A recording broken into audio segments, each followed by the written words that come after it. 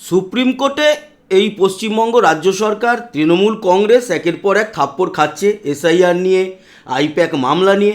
আর এবার হাইকোর্টও ছাড়ল না। হাইকোর্টও এবার কষিয়ে একটা থাপ্পড় মারল আজ মঙ্গলবার, আজ হচ্ছে 31শে মার্চ সকাল সকালেই। বিষয়টা কি? 15ই মার্চ আমাদের পশ্চিমবঙ্গের ভোট ঘোষণা হয়ে গেছে। তারপরে রাজ্যের অনেক আধিকারিক, এমনকি থানার ওসিদেরকে বড় বড় আমলা গামলা সব সরিয়ে দিয়েছে। প্রচুর প্রচুর অপসারণ এবং শিফটিং।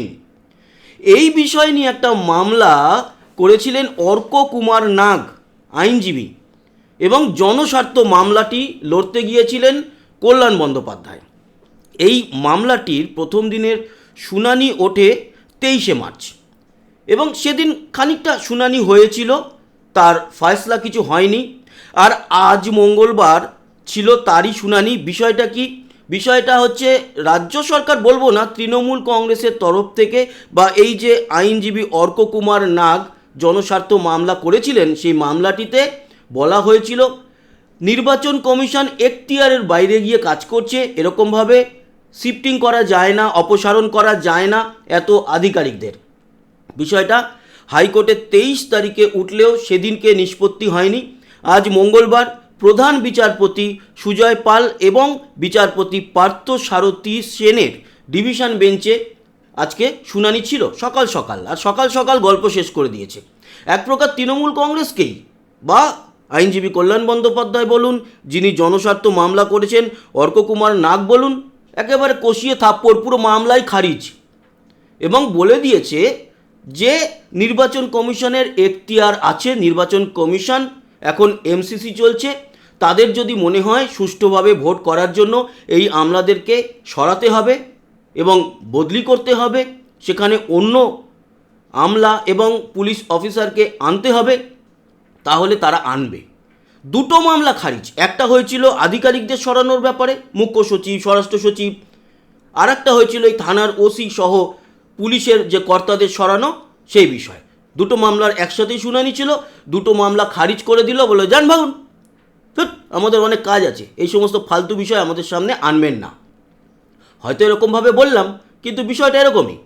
একেবারে দুটো মামলায় খারিজ করে দেওয়া মানে বেরো এখান থেকে, ঝেঁটিয়ে বার করে দিল। এবার তো আরও আসছে এসআইআর মামলা আবার সুপ্রিম কোর্টে আগামীকাল 1 এপ্রিল। সেখানেও আবার কি হয় দেখুন। সময়টা ভালো যাচ্ছে না ভাই, সময়টা ভালো যাচ্ছে না। সেটা তৃণমূল কংগ্রেসের জন্যও নয়, মমতা বন্দ্যোপাধ্যায়, অভিষেক বন্দ্যোপাধ্যায়, কারোর জন্যই ভালো যাচ্ছে না সময়। আর তারই কিন্তু আভাস এই বিষয়গুলো। কেউ শুনছেই না, পাত্তা দিচ্ছে না। হাইকোর্টও নাকি নিজেদের ঘরের, সেখানে এই আইপ্যাক মামলা নিয়ে আসার চেষ্টা করছিল এই তৃণমূল কংগ্রেস, মমতা বন্দ্যোপাধ্যায়ের আইনজীবীরা। তো হাইকোর্টও দেখিয়ে দিল, ভাই এখন এমসিসি চলছে, তোমরা যতই আমাদের উপরে চাপ খাটাও না কেন, আমরা আমাদের যা ডিসিশন সেটাই নেব। ধন্যবাদ হাইকোর্টের প্রধান বিচারপতি মাননীয় সুজয় পাল মহাশয়কে এবং ওনার ডিভিশন বেঞ্চকে। এই হচ্ছে কি আজকে একটা প্রথম আলোচনা করলাম। দ্বিতীয় আলোচনা যেটা, সেটা হচ্ছে বিজেপির আরও চতুর্থ তালিকা প্রকাশ হয়েছে। সেখানে 13 জনের নাম সামনে এসছে এই ভোটে যারা দাঁড়াচ্ছে। 19 জনের বাকি ছিল, 38 জনের বাকির মধ্যে 19 জনের নাম ঘোষণা হয়ে গিয়েছিল, লাস্ট বাকি ছিল 19 জন।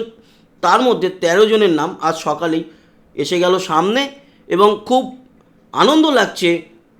ইউটিউবার, সাংবাদিক মানব গুহ, যাকে আপনারা চেনেন, দেখতে পাচ্ছেন ছবিতে, এনার ভিডিও আপনারা নিশ্চয়ই দেখেন, আমরা প্রত্যেকেই দেখি।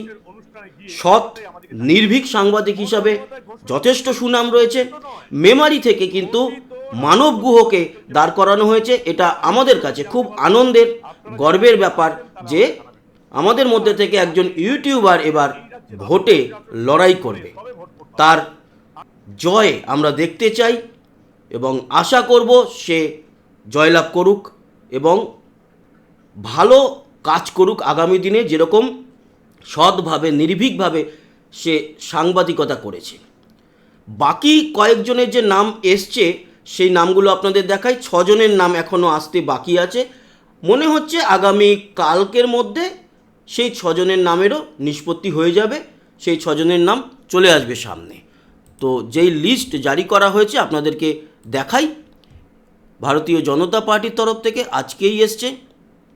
যেই বিধানসভার নাম্বারগুলো রয়েছে, এই 13 জনের নাম, সেগুলো হচ্ছে 6 নম্বর আসনে, 6 নম্বর আসন হচ্ছে সিতাই, শ্রী আশুতোষ বর্মা। 8 নম্বর আসন নাটাবাড়ি, শ্রী গিরিজা শঙ্কর রায়। 94 বাগদা, শ্রীমতী সোমা ঠাকুর, ইনি হচ্ছেন কেন্দ্রীয় মন্ত্রী শান্তনু ঠাকুরের স্ত্রী। 141 মগরাহাট পূর্ব, শ্রী উত্তম কুমার বণিক।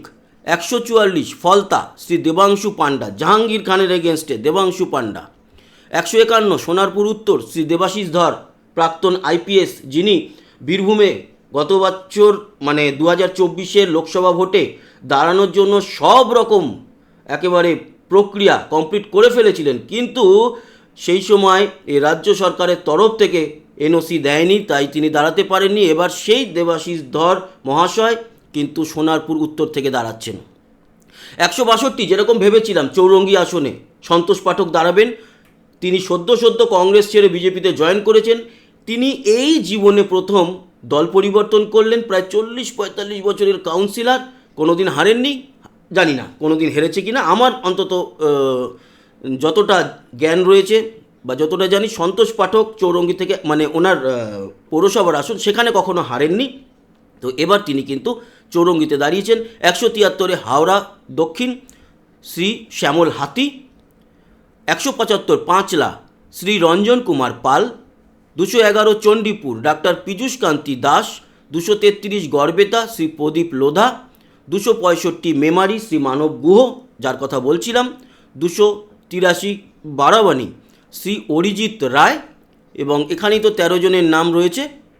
আর একটা পেজ রয়েছে, সেখানে 16 নম্বর ময়নাগুড়ির এসসি, শ্রী ডালিম রায়। আচ্ছা, তাহলে বোধহয় 14 জনের নাম হলো।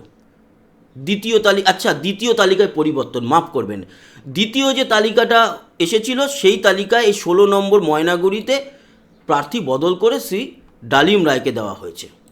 তো এই হলো গিয়ে আসন বা এই প্রার্থী এই আসনগুলোতে। তো এই ইনফরমেশন ছিল আপনাদেরকে দেওয়ার, চলে এলাম।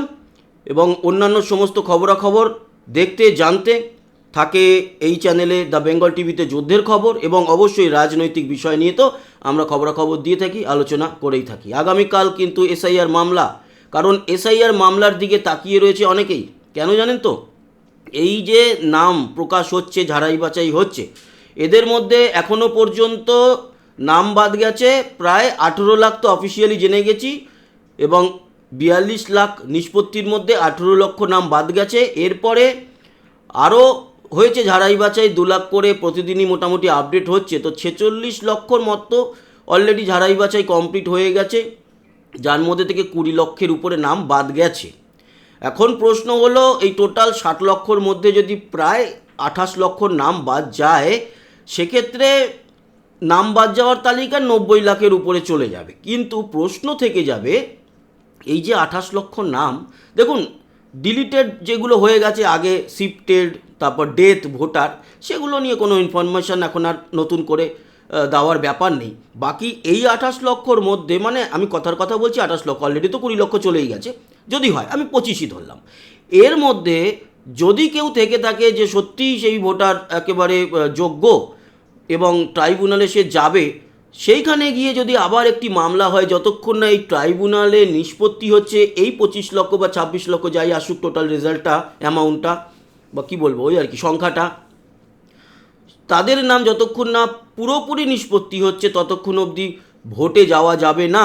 এরকমভাবে যদি কোনো দল মামলা করে, আবার মানে সেটা নিয়ে যদি চলে শুনানি, সেক্ষেত্রে ভোট টাইমে হবে কি না এই নিয়ে একটা প্রশ্ন থেকে যাচ্ছে। তো 1 তারিখের মামলার দিকে তাকিয়ে থাকবে অনেকেই, আমরাও তাকিয়ে থাকবো, তারও খবরাখবর পৌঁছে দেবো। আপাতত এইটুকুই, আশা করি ইনফরমেশন কাজে লাগলো, ভালো লাগলো। সবাই ভালো থাকবেন, সুস্থ থাকবেন, আবার দেখা হচ্ছে, ততক্ষণের মতো টাটা।